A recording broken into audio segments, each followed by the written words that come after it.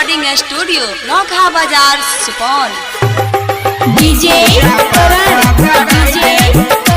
Balaji recording studio Sundarpur Nepal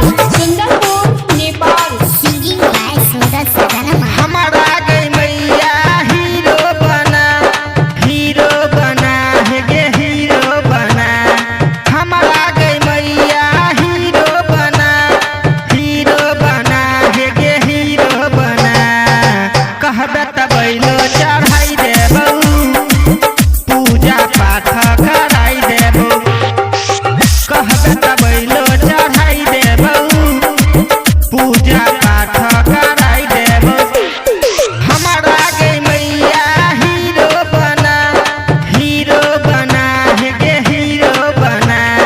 हमारा गई मैया हीरो बना है गे हीरो बना।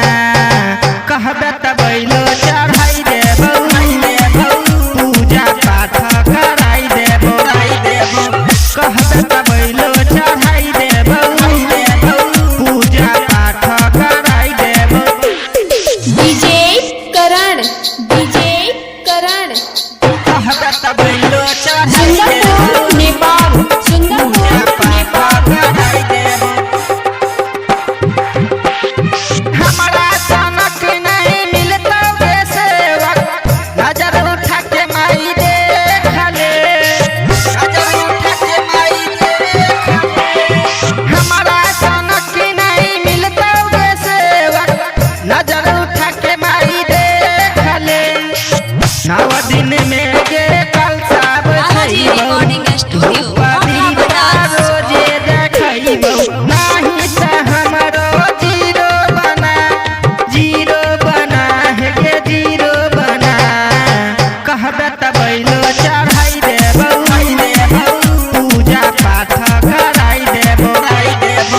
कहबे त बैलो चढ़ाई देबौ, पूजा पाठ कराई देबौ। डीजे करण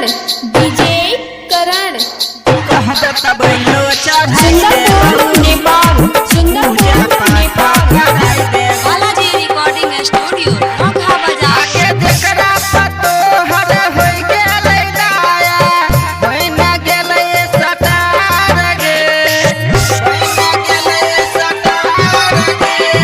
जेकरा पतो हर होई गेलै दाया, होइना गेलै सटार गे। अइल शरण में सूरज सजनवा, संगे संगे मुरलीधर यादव। ओकरा गई मैया पावर देखा है गे पावर देखा।